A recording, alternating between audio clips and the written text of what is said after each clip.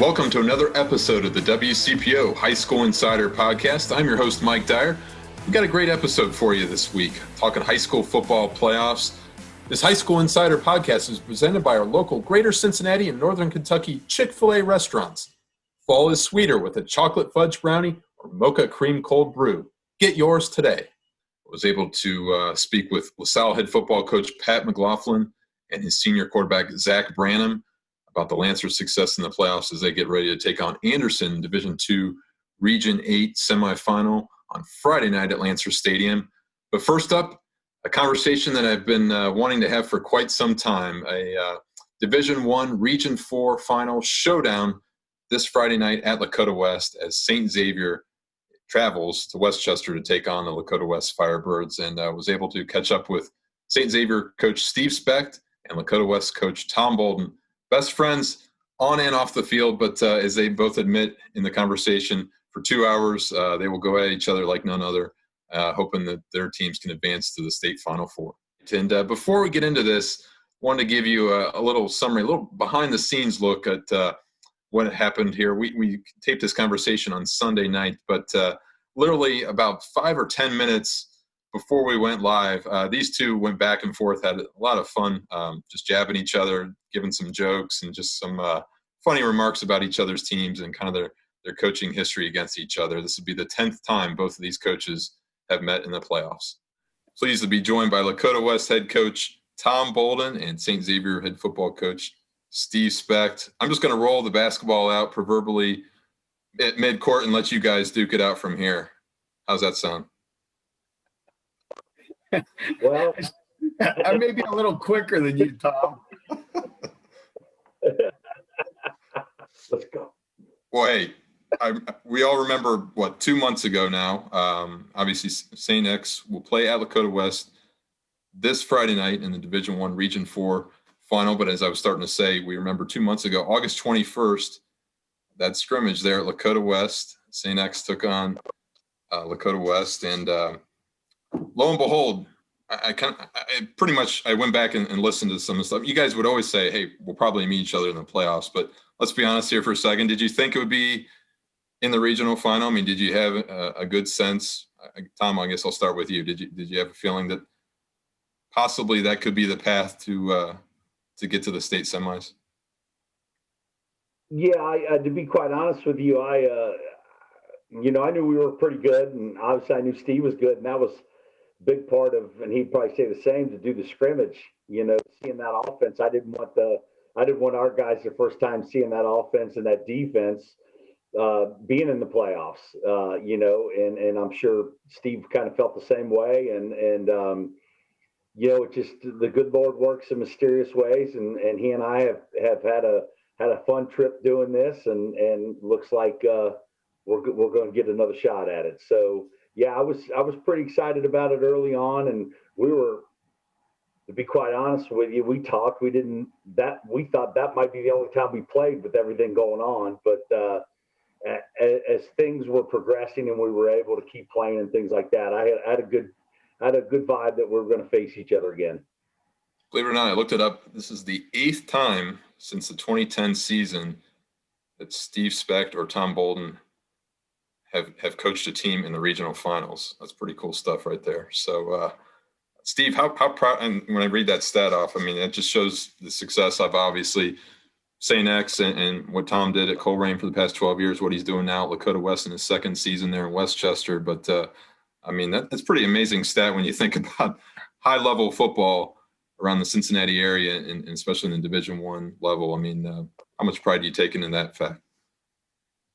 Well, I take an incredible amount of pride in it, and I know Tommy does too. I think what it represents, Mike, is when you get into coaching, what do you want kids to respond to the coaching? You want to see kids getting better. You want to see them developing as a program.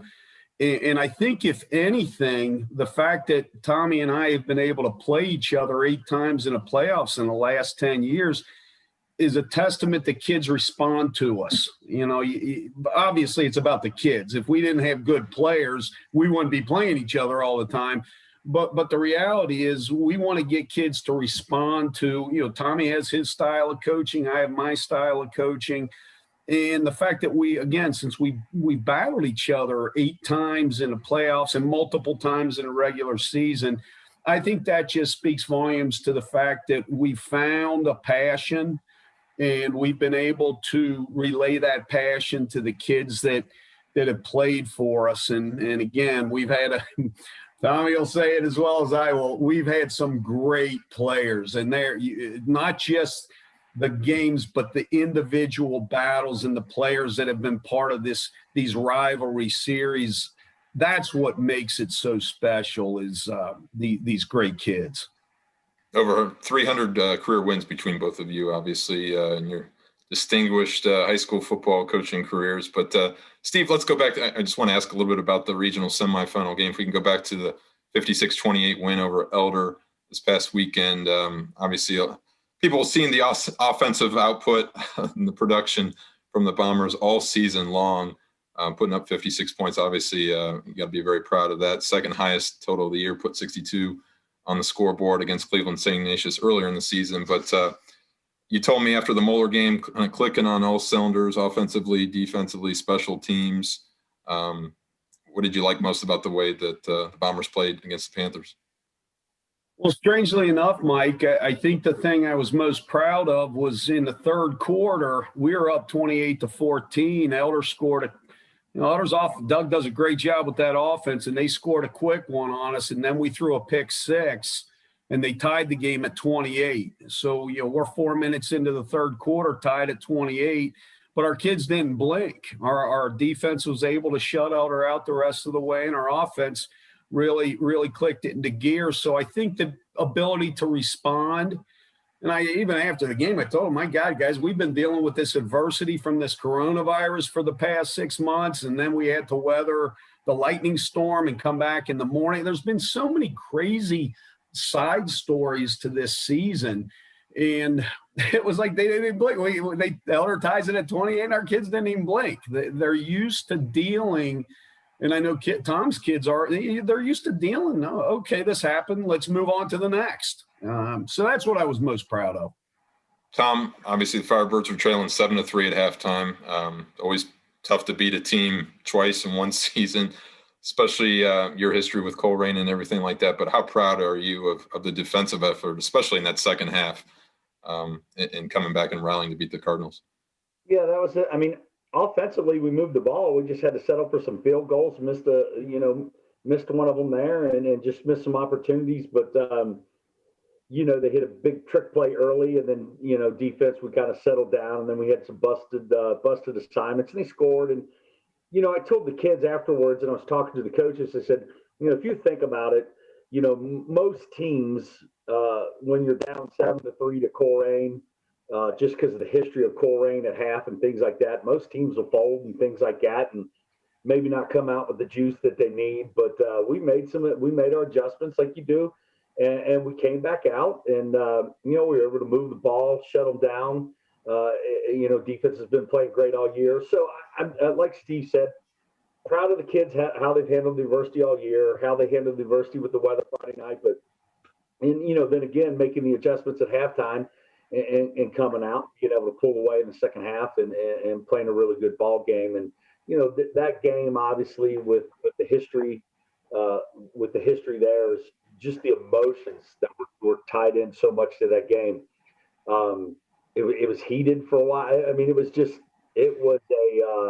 it reminded me of, we were sitting there talking about it, one of the coaches said, it was like the old Miami of Florida and Florida State football games back in the day. I mean, it was pretty heated at times, but there was a lot of hard hitting, a lot of athletes running around, getting after it. So just so proud of the kids. There's a great photo of you, and I'm sure you've seen it, Tom, by now, of you addressing the home crowd there after the game. Tell me a little bit about that moment and just kind of soaking that in for not only the kids, but also the community as well. Yeah, it was one of those things. I just wanted to thank all the parents and all that, because that's about all you can get, the parents and the families at these games anymore. And, I just wanted to thank them and for welcoming me to that community like they have. It's been so awesome. And, toughest decision, one of the toughest decisions I've made in my life, a couple of years, almost 2 years now to make this happen. And, I just wanted to take the time in that setting to thank them and, for believing in me and let me coach their kids hard and telling them I thank them for their biggest part of anything for us getting to this point. Steve, this might be a simplistic outsider point of view, maybe from a fan perspective, but Friday night, a lot of people will say this is St. X's offense versus Lakota West defense in some respects. Is that accurate, or is there obviously a lot more to it than that in any game of football? But maybe give us a perspective from your angle there at St. X. Well, I think the pundits are all going to, they're going to paint a picture that they want to paint. But in my opinion, it's going to take my entire coaching staff, all the kids, offense, defense, special teams, to battle this one out. I've been in this. Tommy and I have coached long enough to know that there are games you're going to have to win by scoring a lot of points. There are going to be games you're going to have to win by playing great defense, and you better get lucky sometimes. And special teams comes into play. So to just say this is an offense versus a defensive game, I think you're really. I think you're counting out a lot of important details that I know Tom's looking at right now. I'm looking at right now is what's the edge? How do you get the edge in all three facets of the game? But people are they're gonna write what they want to write, and they're gonna talk about this, that, and the other. But I know I watch Lakota West, and there's an awful lot of talent on both sides of the ball. And, oh, by the way, they have this kicker that can kick it like 70 yards. It's stupid. How'd you steal him, Tom? Some guy from Ukraine. I don't know, but I mean, it's they've got talent all over the place. So I don't see it as some one facet of the game against the other. Can we talk about special teams for a second? You got two very good kickers, Mason Romiller there at St. X, Matthew Howard there at Lakota West. Steve, what has Mason meant for you guys just on special teams? Mason's awesome. I love Mason Romiller. Mason came out his freshman year, and he was just trying to figure out if he would even like football. Just a great kid, and boy, he has developed.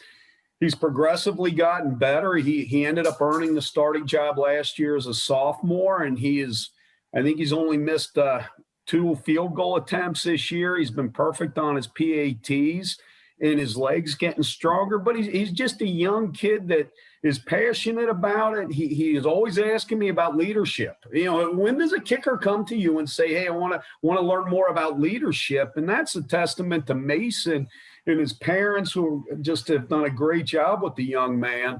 And he's got a chance to be pretty good as he continues to develop. I'm real proud of Mason. Tom, 3 field goals for Matthew Howard on Saturday. Is that correct? Including a 51-yarder? Yep. Absolutely. You talk about his development? Yeah, it was really interesting. He'd never played football before.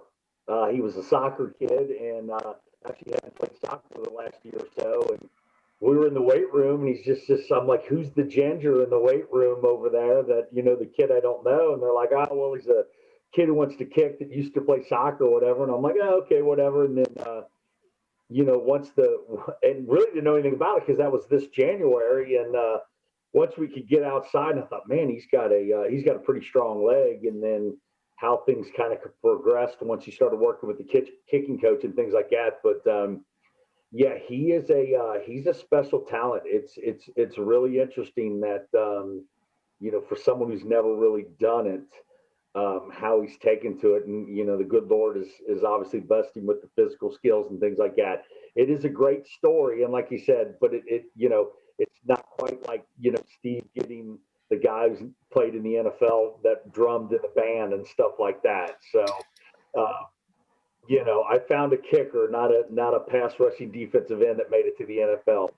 But referring to Greg Scruggs, of course. So Matthew has made a huge difference for us. I mean, we got a penalty, a little celebration penalty, after a touchdown, and he ended up with a 75-yard touchback. That was pretty darn impressive. We could talk 3 hours about each one of your players on both sides of the ball, but I'll just kind of pick out a few here. Just Tom, coaching your son, Mitch Bolden, there, sophomore quarterback. What's that been like for you this season? Yeah, it's special. I mean, Steve can tell you. I mean, you can see the jerseys hanging up there behind him and things like that.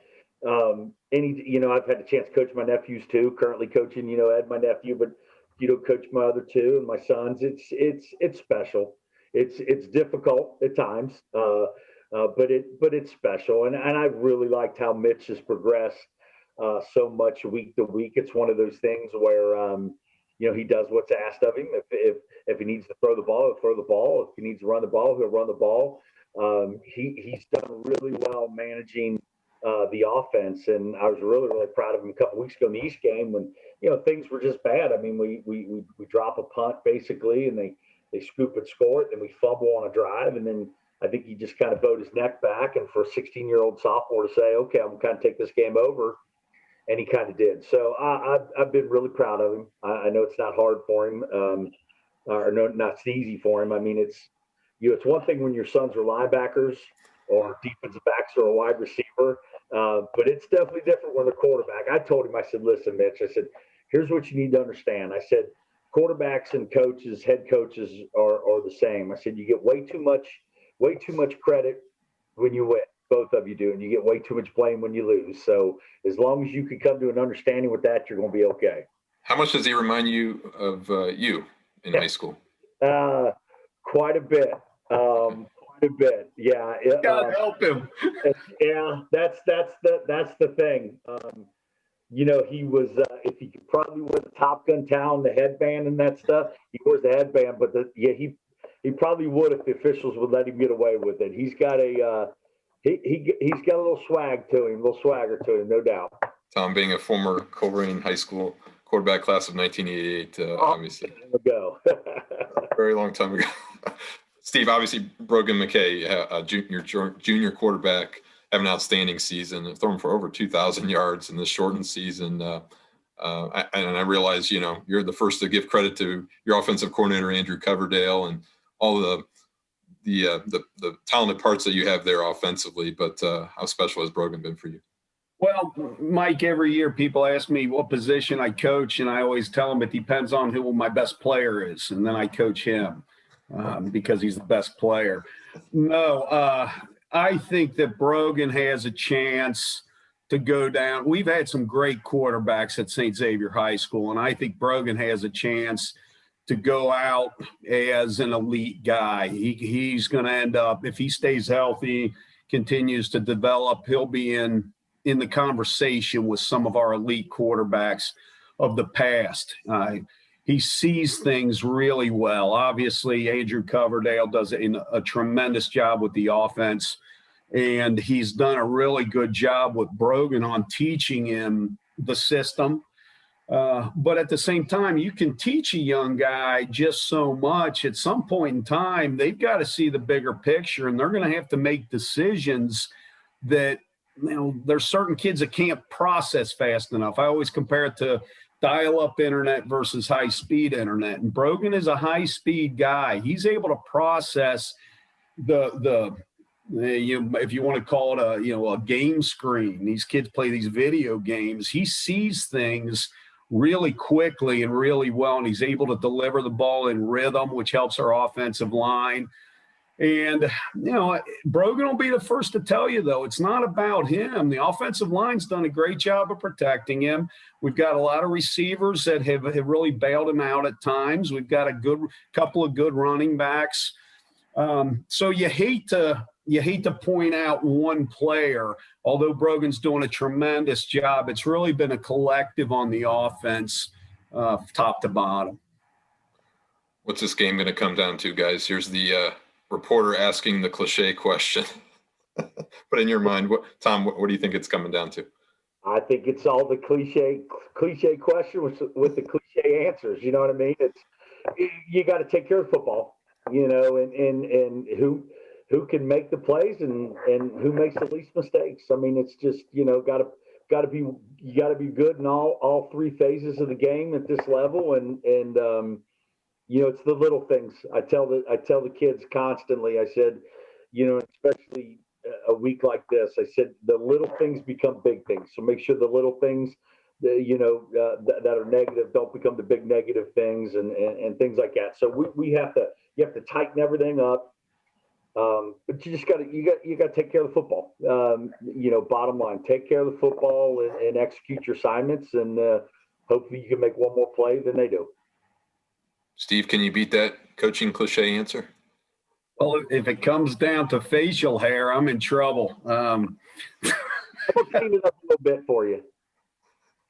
No, I think Tom's right. You get into a regional final, and we've been in it enough to know that the kids have to execute is what it comes down to, is execution. And they're going to be tight going into the game. It's going to be, even though we're not going to have a packed house, which it would be if we did have fans, but it's still, there's going to be enough people there, and there's going to be some pressure. The kids have to be able to block all that out and just focus on being their best and execute. And I think that's what these games always come down to. And Tom talked about, protecting the ball, which is huge, but that's part of the execution end of it. And, it's going to be a great game. It's going to be an awful lot of fun.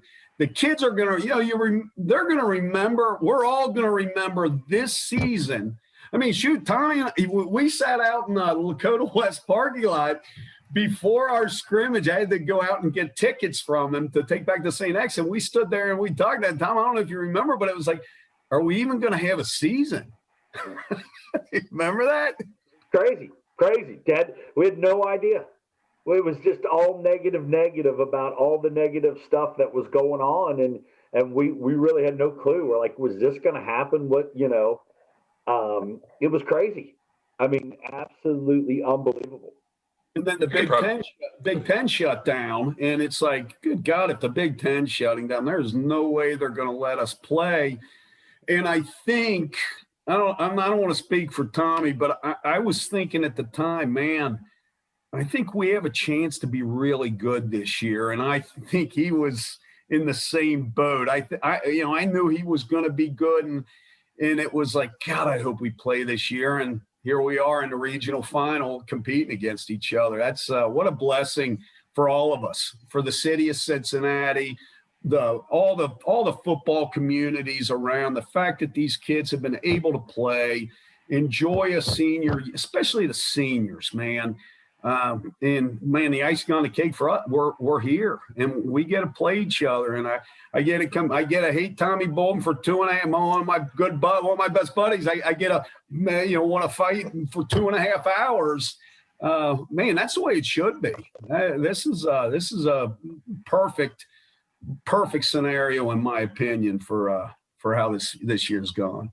And I know we can't look ahead, especially with everything going on this year, but you will face each other in week 1 of the 2021 season.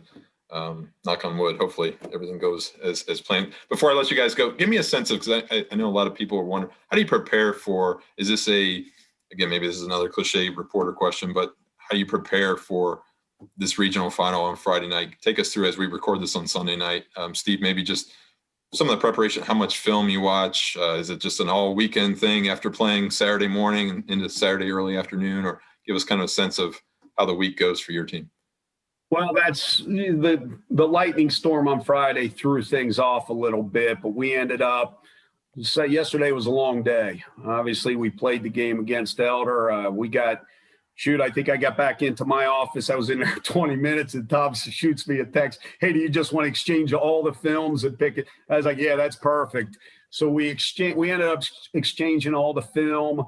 We stayed, I don't think we got out of there until maybe 6 o'clock on Saturday. We came back this morning and put a full day in.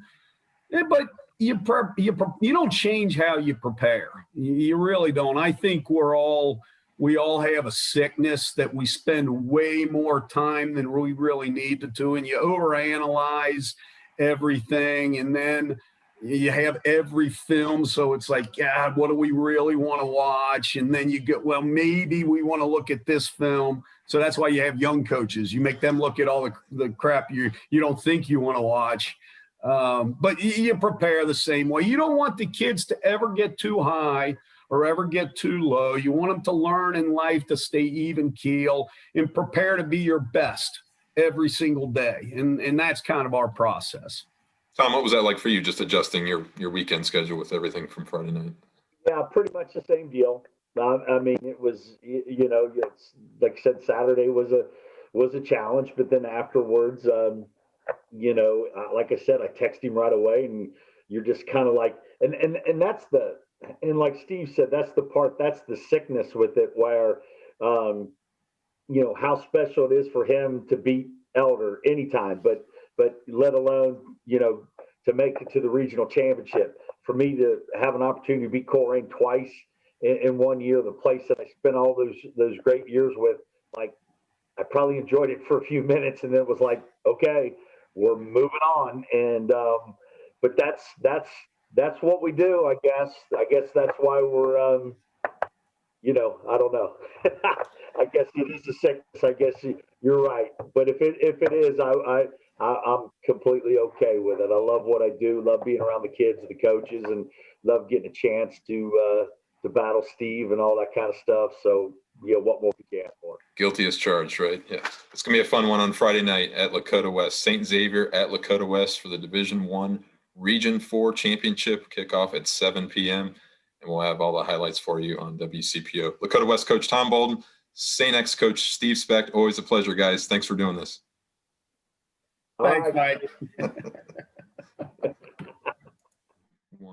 Well, you can tell that Steve Specht and Tom Bolden obviously enjoy each other's company. It's kind of a rare treat for me as a reporter to be able to get both of these coaches on together and have such a friendly conversation and banter back and forth. And obviously very heated rivalry. This will be the 20th time these both coaches will have met on the football field. Obviously, Tom Bolden going back to his Coleraine days, 12 seasons there, and Steve Specht has been the head coach there with the Bombers since 2004. So it's going to be a fun one on Friday night there in Westchester. Believe it or not, 8th time out of the past 11 seasons that these two coaches have won. Either both have been in the regional final or one has coached at least in a regional final. I want to remind everybody this High School Insider podcast is presented by our local Greater Cincinnati and Northern Kentucky Chick-fil-A restaurants, where the winning play is always chicken. Log into the Chick-fil-A app for easy ordering. Now, next up, a conversation with LaSalle head football coach Pat McLaughlin and his senior quarterback Zach Branham. The Lancers are the reigning Division II state champions, but during this unique season, obviously nothing is taken for granted. And LaSalle will take on Anderson this Friday night at Lancer Stadium. Had a chance to catch up with both of those guys and to get their thoughts not only about that game, but the overall season for the Lancers this year. Pleased to be joined by head coach Pat McLaughlin, along with senior quarterback Zach Branham, to the WCPO High School Insider podcast. LaSalle is 6-2 on the season, and they take on Anderson in Division II Region 8 semifinal on Friday night. Lancers coming off a 49-0 victory over Dayton Stebbins last week. They held Stebbins to only 49 yards of offense. And Zach Branham obviously having an outstanding season for the Lancers. Over 1,200 yards passing, 10 touchdowns, 768 yards rushing, and 10 touchdowns. But Coach, want to bring you into the conversation here. Thanks for joining me. Thanks for taking a few minutes.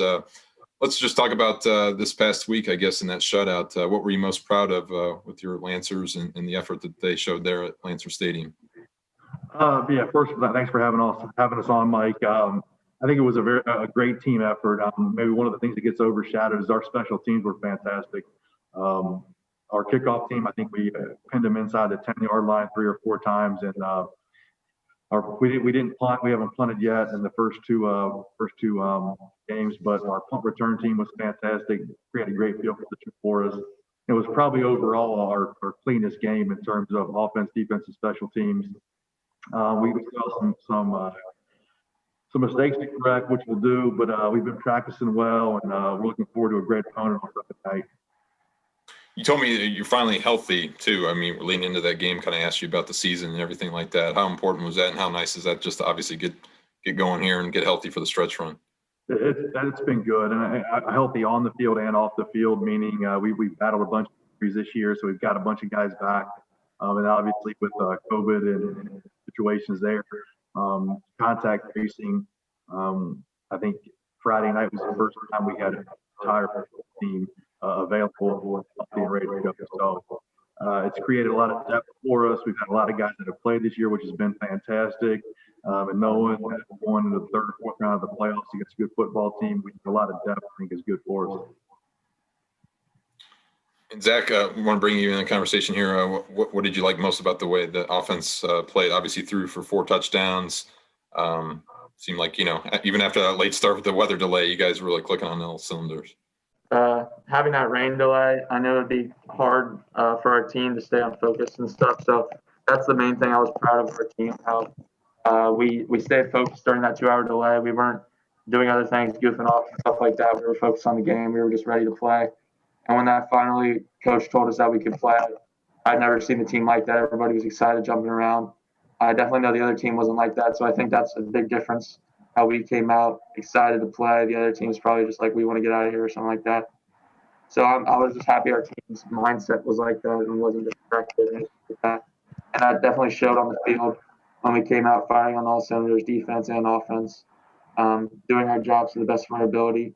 With little to none mistakes, but there's definitely still some things we need to correct. So I'm happy that we had the great momentum going into this week, and I'm looking forward to a great week of preparation for this good team. Just overall picture for you, Zach. I mean, how unique has this season been? I know you've been probably asked that a million times, but here you are playing the third playoff game before Halloween. I mean, do you even think about that, or is it just kind of a full throttle, just worry about, the opponent that's at hand at the moment? Yeah, it's definitely a little different compared to last season. I know, especially 7 games in the playoffs is a little different, super long playoffs. So I know definitely as we go along, the games are going to get harder and harder and harder. That's something that's a little different this year compared to last year. I think 5 games, we have 2 extra games. But yeah, overall, I'm not treating it any differently than last year or any other year. I think we just need to do the same thing we did last year or even this year. Prepare each week for the same team because that's the only team we're playing that week, so that's what we need to focus on. And I think we'll be fine if we just continue to treat everything normally and continue to prepare like we always do. Coach, you've been at this a long time. I ask you kind of a similar question. I mean, how unique is this, not only this postseason, but just the entire year and going forward with everything amid all the challenges? It's been different, and it's been just different in our daily lives in school. We've changed a lot of things up in terms of our routine and how we prepare for the games. We're no longer having special teams meetings. We're no longer doing film sessions together. It's all virtual. So we do that at night. We're doing a lot of walkthrough on the field. We're doing a lot of different things in terms of preparation. Most of it's on the field and outside. Everything's in basically 10-minute increments, and then we take a break and then 10 minutes just to avoid the exposure time together. But the kids have adjusted well. The coaching staff's put a lot of time in. Our school administrators have put a lot of time in and trying to make sure that we're doing everything that we can do to make sure that these guys have a great experience and are able to play. And I think every team in Ohio and Cincinnati has been doing that. So the fact that we're still playing, as we talked about earlier, is awesome. Hopefully we can finish it. We're definitely trying to do our part to make sure it happens. How enjoyable has this been for you, Coach? Just knowing that, there's been a lot of challenges out there for every team. Doesn't matter what division, what level, but it's got to be really rewarding that you're still playing at a high level in this time of year. Yeah, it definitely is to you go from not knowing if you're going to have a season to having a six-game season to a 7-game playoff, like Zach just said. But to still be playing, to still be around these guys, that's the best part. Really, is we get to spend more time with our players, and we got a great group of young men like we had last year. So that's been great to be around them, see them develop. I think think that they understand the opportunity. They look back in the spring and see some of their buddies not being able to play, and really just the opportunities that they have to be able to play. They're doing everything in their power, staying out of the locker rooms, lining up on the field, wearing masks. I'll be talking about on the weekends and all the gatherings and stuff. So knock on wood right now, our guys have done a great job, and hopefully we can keep doing it. I was there at the pit in late August after the Lancers defeated Elder 53-52 in double overtime, and Zach was the Skyline Chili Crosstown Showdown MVP of that game. And I remember talking to Jabron Payne, your outstanding running back, after the game, and asking him about Zach, and he said, "Best quarterback in the state, bar none." And Coach, I guess I just ask you, what has Zach meant not only to the team this year, but obviously your state championship run a year ago, and just his leadership and his poise on the field. Yeah, I definitely agree with Jabron. I'm not going to take anybody else. If I had to pick one kid, I'm gonna pick Zach to be our quarterback, and not necessarily because of all the stats and everything that he's done on the field, but he's smart. He's second in his class. He's got a 4.5 GPA. I think it took me like 3 years to add all my GPAs up to 4.5. He's highly recruited. He's in all AP classes. He's a leader. He can make in-game adjustments. So pre-snap stuff and post-snap decision making has been awesome. He keeps getting better and better and better.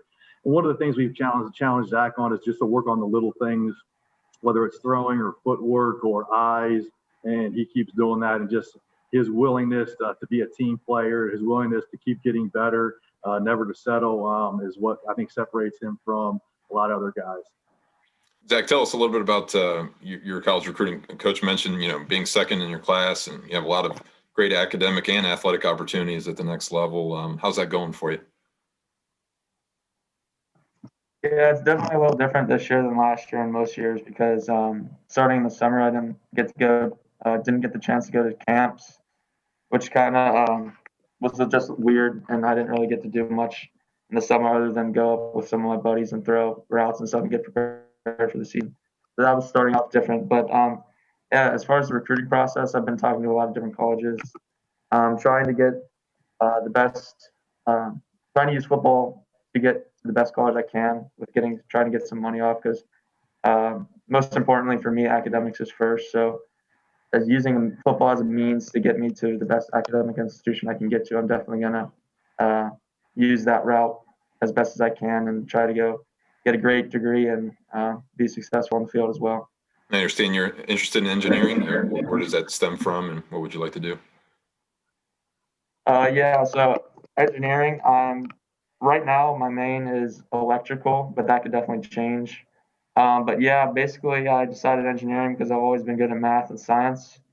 And I've, through Salle, we've gone to some engineering schools and talked to some engineering people in the workforce, and I really liked what they had to say, and that really interested me. So I thought that was something I would want to do when I grow up. So yeah, I just went with that. Great. I know you have many more games, hopefully, in the season for this year, for your senior year. But kind of a bigger picture question: if you have a chance to reflect on what LaSalle football has meant to you, Zach, what would you say for the past few years? Yeah, it's definitely coming into LaSalle. I knew I was going to play football. I knew that was always been something important to me, so I knew that was going to be something I was going to play going to LaSalle. But yeah, I never expected this. I never expected to make the friendships I made here at LaSalle, and it's definitely the best part I think about coming to LaSalle is getting to form those bonds, not just at school, but also on the football field. It's a different kind of bond that you'll never get to experience unless you play. So yeah, just forming all those relationships with some of the best friends I'll have for the rest of my life definitely meant the world to me. Forget winning and all of that. It's definitely that's been the most important thing to me. That's LaSalle's pride because we always stress the brotherhood that LaSalle creates, and it's definitely evident to me and all football players and everybody that's a part of LaSalle that the relationship you form on the team is something special and that you'll never forget. Well, another third consecutive home playoff game for the Lancers this week. Coach, let's just kind of turn our focus to Anderson. What do you see with that team? Obviously, a tempo offense that everybody knows about, that Coach Evan Dreyer is known for. But what do you see on both sides of the ball with him? Yeah, I mean, he's done a great job. Coach Dreyer has done a great job over there and everywhere he's been for a long time. So offenses are very unique. They're going to go fast. They're going to throw the ball. I mean, he's not afraid to throw the ball 50 to 70 times, in a game. So we got to be prepared for that. They're well coached on offense and defense and special teams. They play hard. I think they keep getting better. Obviously, you're getting to a regional semifinals. They have good players. They're getting better. They're playing well right now. So it's going to take our best effort in terms of preparation and practice in order to be successful Friday night. But we're looking forward to a great game. Hopefully it'll be a good atmosphere. And I know that they'll be ready as well. And just wanted to ask you about maybe some of these other players that have really stepped up for you in the past few weeks, Coach. I know you have so many standouts on both sides of the ball, but if you could point out a few maybe on each side of the ball for you, who's really stepped up considerably in these past 2 weeks. Yeah, we've played a lot of guys. Cole Schneider this year, our tight end, has stepped up. I mean, he's probably our leading receiver. He's had a breakout season. He's doing a fantastic job. Our offensive line the last couple of weeks, especially in the run game, have been fantastic. Obviously, our secondary, we had 2 picks last week, so they're starting to get better. And really, our front seven on defense, we're getting some pressure on the quarterback. Like I said, we're getting healthy. Guys are starting to settle into roles. And really, this is just week 10 for us. This is really going into week 10 where you're really getting into the playoffs, figuring out who your team is. And so we're starting to settle in some roles. And really, one of the guys that's been, I don't know if I should say a surprise, but somebody that you don't necessarily count on has been Mason Lunsman, our kicker.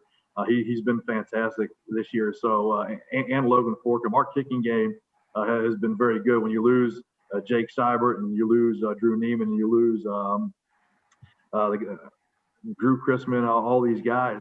It's just like the next guy up. And we have a sophomore and junior that never played varsity football, and Mason played soccer this year. They have done a tremendous job in the kicking game and really helped us change field position and score some points on offense. So it's been a team effort. And again, I think we're getting better. We're playing well at the right time. We got to continue to play with a lot of energy like we did last Friday night. But it's been a good season. Zach, I'll give you the last word here before I let you guys go. But you maybe just talk about the uniqueness of this season. We've kind of addressed that already, but just maybe the support that the LaSalle community has given you and your teammates and maybe the entire football program, maybe every fall sport for that matter. I mean, what's that been like? Even though there's been limited fans in the stadium and all that sort of thing, how has the community really supported you guys? I'm sorry, you're cutting out a little. What did you say? I'm sorry. I was just going to say, last question for you. Just how has the LaSalle community really supported the football program this year, even though there's limited fans in the stadium and that sort of thing? It's got to be a nice feeling that a lot of people are supporting you guys, whether it be watching online or just giving you messages or supporting you there in school.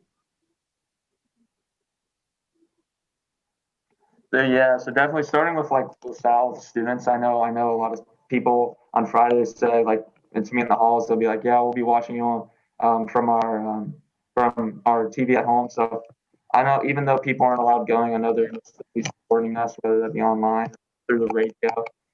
And I know people out of town are also watching LaSalle alumni. So I know even though they're not there physically at the game, I know they're watching and supporting us. So even though they're doing the most that they can do during these hard times. So I'm really happy with the LaSalle community. And I know this, even though we're spread apart, I know we're still coming together as a community to support LaSalle.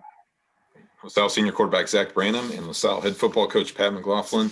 Really appreciate your guys' time and perspective, and best of luck to the Lancers this Friday night and going forward. Thanks, Mike. Well, as you could tell, senior quarterback Zach Branham really eloquently described his time there at LaSalle. Been a state championship quarterback his junior season, now obviously leading the Lancers again on a brink of another possible trip to the regional finals next week. But first things first, must take care of business against an Anderson team and an offense that is up-tempo and certainly well coached by Evan Dreyer there at Anderson. So want to thank Pat McLaughlin and Zach Branham for joining me talking some LaSalle football, and also Steve Specht and Tom Bolden talking about the Division I Region 4 final this Friday night as St. X takes on Lakota West. So make sure you check out WCPO for all the highlights and all the coverage Friday and Saturday night as things really heat up. Division I will be going into the state semifinals next week as we enter November, and also Divisions 2 through 7 will enter the regional finals. Be sure to check out my feature on the Seton High School volleyball team. They're ranked number 12 nationally by Max Preps and doing well, obviously, this postseason. A lot of pride there in Price Hill for everything the Saints have accomplished as they hope to make a deep postseason tournament run. That's all we have for you this week. Thanks for listening. We'll talk to you next week.